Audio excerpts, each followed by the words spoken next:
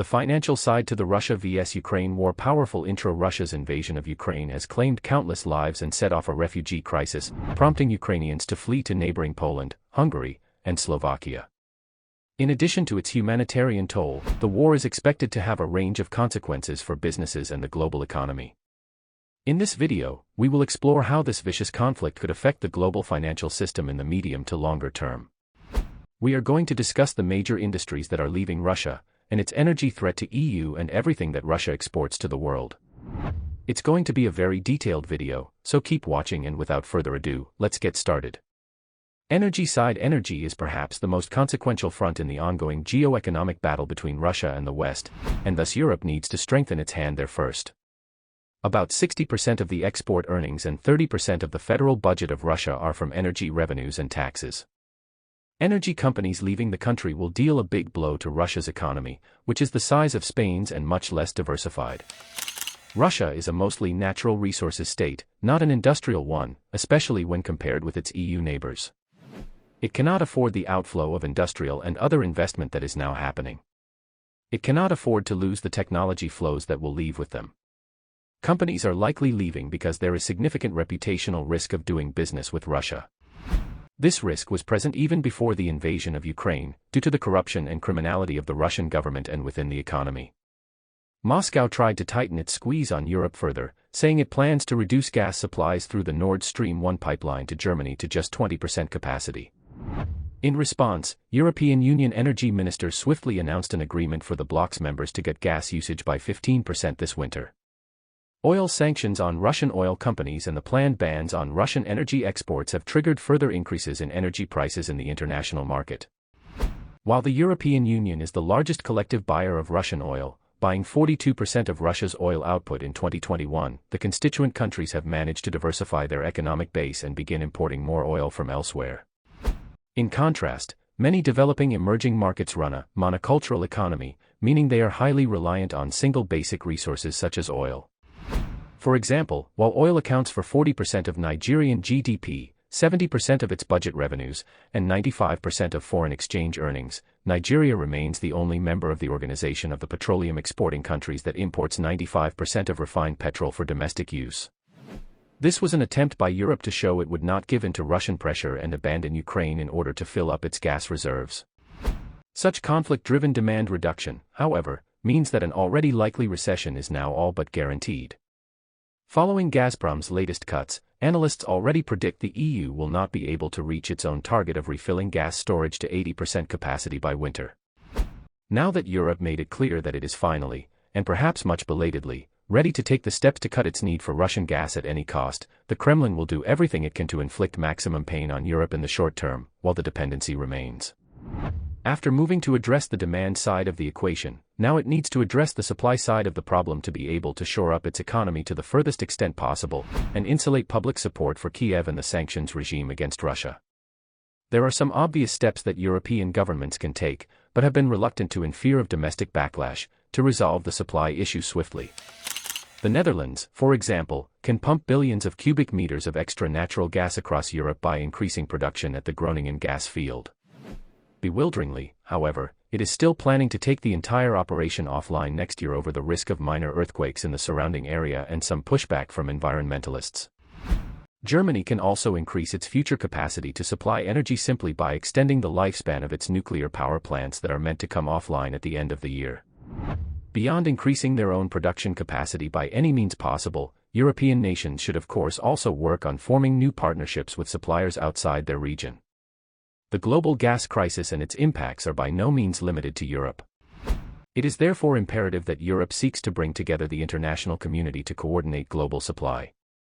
When the world last faced such a major energy crisis, the Allies had significant control over the world's oil supplies.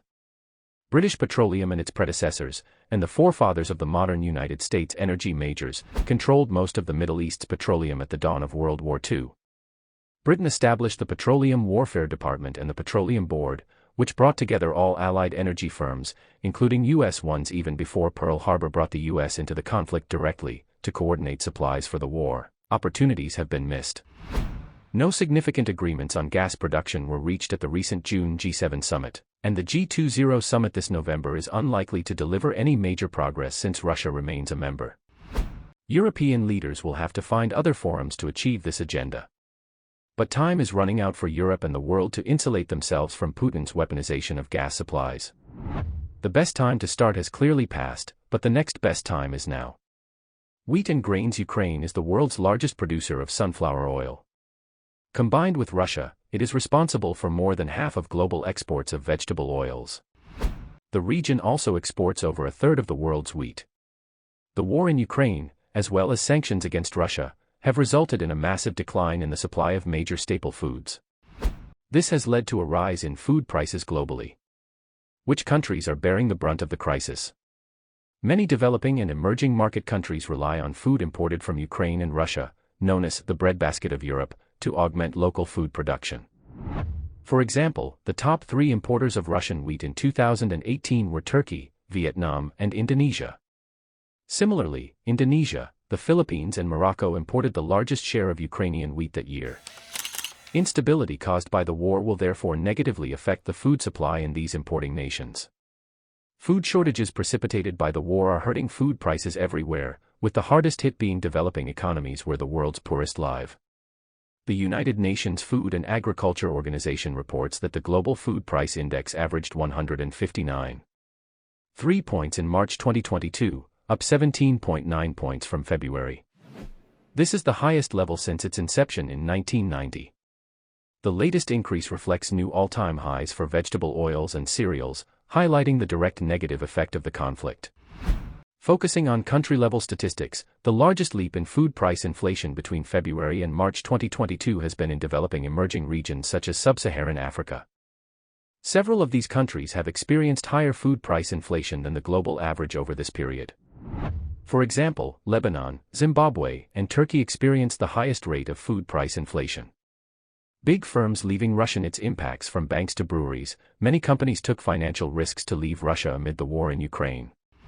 Roughly 1,000 international firms have curtailed their Russian operations since the outbreak of war in February. Many have reported significant forfeiture of assets. Greater losses are expected in future. Yet shunning Vladimir Putin is playing out surprisingly well with investors.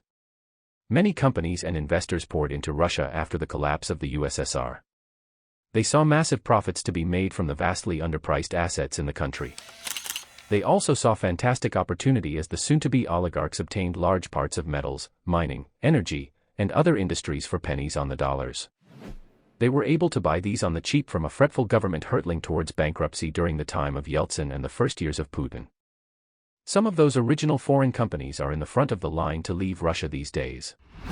The multilateral and national sanctions imposed on Russia's government entities, banks, oligarchs, and leaders in many fields have brought greater perceived and actual risk to foreign companies and investors in the country.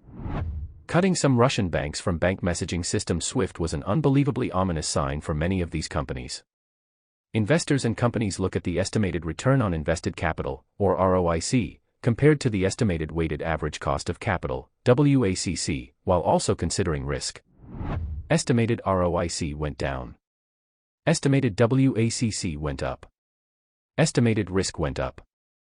The math seemed clear to many. Companies looked at the opportunity costs of staying. There are many other places to invest and operate in that do not have such reputational risks and investment-killing sanctions. When a company leaves Russia quickly in this environment, its assets could be back to the pennies on the dollar, as it was in the earlier years. Some of them will be directly handing over energy sites, infrastructure, cash, and more to their Russian partners. These are losses, but when things seem to be hurtling downhill, it is often best to get off the ride. On April 28, McDonald's announced that closing its 847 restaurants in Russia cost the fast food company $127 million in the first quarter ending in March. Renault recorded a $175 million loss following its own suspension of business in Russia, after scathing accusations from Ukraine's president that the French carmaker was financing the murder of children and women. Oil and gas firms that pulled out gave up even more. After abandoning its 20% share in Russia's Rosneft, BP reported a $24 bn write-down. Shell expects to lose $5 bn, Exxon, $3.4 bn. Despite these losses, investors appear more confident in the long-term prospects of firms that chose to leave. According to an analysis by researchers at the Yale Chief Executive Leadership Institute, the stock market has rewarded companies that have divested. The team ranked roughly 1,000 companies based on how thoroughly they cut ties with Russia. The highest scores were given to firms that exited completely, the lowest, to those that continued to operate. On average, the shares of firms that withdrew completely went up by 3.6% between February 23 and April 19. Those of companies that continued as usual lost 6.8%. The researchers found that this held true for companies across sectors and regions, and for firms of different sizes. Companies with small market capitalizations that withdrew completely saw their share price increase by 8.7%, and those with large market capitalizations saw it rise by 3.8%. The shares of comparable companies that did not exit declined by 10.6% and 6.9%, respectively. Palladium metal market. Russia produces anywhere from 30 to 40% of world's palladium, worth more than $6 billion in yearly exports. In wake of the conflict in Ukraine, most of this production could potentially be unavailable to Western markets. Not only is it restricted by various industrialized economies, many buyers are self-sanctioning Russian palladium so as not to support Russia's war machine. Where does that leave us? During World War I, Germany couldn't source nitrate for ammunition since the supply was mostly controlled by British companies in Chile. Fritz Haber, a German chemist and later a Nobel Prize winner, perfected the Haber-Bosch process of artificially synthesizing ammonia from nitrogen and hydrogen gas, providing Germany with a critical resource for its war machine. While this is a great example of technological substitution, it also highlights the vulnerability of natural resource availability in times of political upheavals and conflict. Most of the world not aligned with Russia is scrambling to secure deals to meet their palladium demands. Whereas major automakers are flooding South Africa for supply contracts, the rise in demand will take more than 5 years to be met, and it may never be fully met. For North America, it is about time they start tapping into their own resources with the promise of highly standardized product and process that they already offer when compared to other mining jurisdictions. Outro. Lastly, Russia does not like to have too many EU member neighbors with NATO sympathies along its western border. Lithuania and Estonia, the two Baltic states neighboring Russia, already joined the Union much to the dismay of the Russian establishment. If Ukraine also joins the EU as pro-Russia Belarus continues to struggle with pro-democracy protests, Russia's Western Front will appear weaker and insecure in the eyes of Putin and his allies. As a result, it appears to be that Russians even consider invading Ukraine to prevent further risks toward its national and global security interests. That wraps up the video. I hope you enjoyed it, and if you did, make sure to give it a thumbs up. Subscribe to our channel and don't forget to press the bell icon to stay notified about our uploads. I'll see you next time. Till then, peace out.